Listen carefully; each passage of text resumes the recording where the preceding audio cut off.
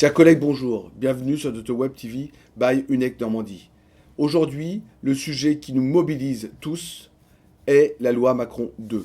Pourquoi? Puisque dans cette loi, il a été évoqué éventuellement la déréglementation autour de notre brevet professionnel. C'est pourquoi nous avons sollicité les parlementaires et que nous avons eu la chance ce matin de recevoir le député Christophe Bouillon.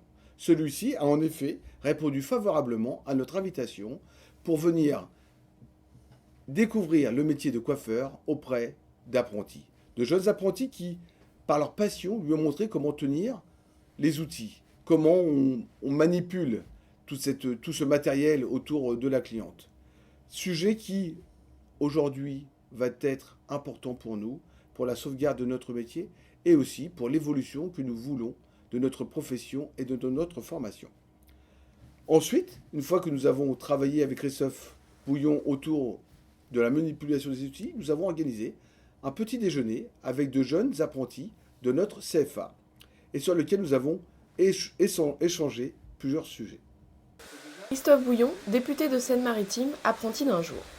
Sensible à la défense de notre profession, il est venu se former au CFA Marquerulier. Encadré par Christophe Doré, président de l'UNEC Normandie, il a débuté par le maniement des ciseaux. Acquérir le geste n'est pas simple. Les apprentis BP lui ont montré toute la technicité de leur métier. Monsieur le député a longuement échangé avec eux sur leur vision de la coiffure et l'importance du BP.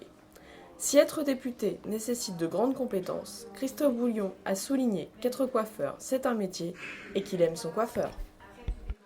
Guillaume, aujourd'hui, la coiffure est réglementée par un BP. Qu'est-ce que tu penses de ce diplôme et de cette qualification? Avec 82 000 établissements de coiffure, le BP n'est pas un numerus clausus.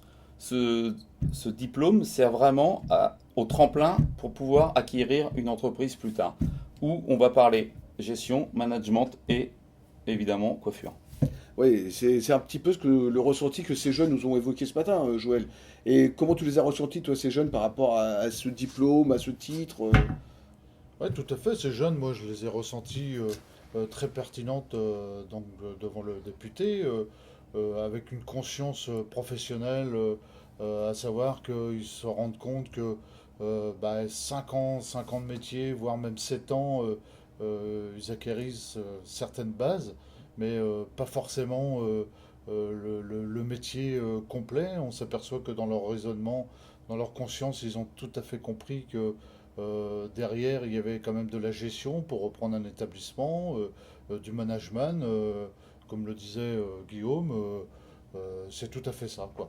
Oui, c'est vrai qu'on a été aussi, nous, très agréablement surpris de ces 10 jeunes que nous avons pris au hasard de notre CFA, où nous en comptons 400.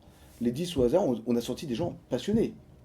Oui, on a senti vraiment des jeunes passionnés, motivés, où ils avaient pour moi déjà une expérience du terrain.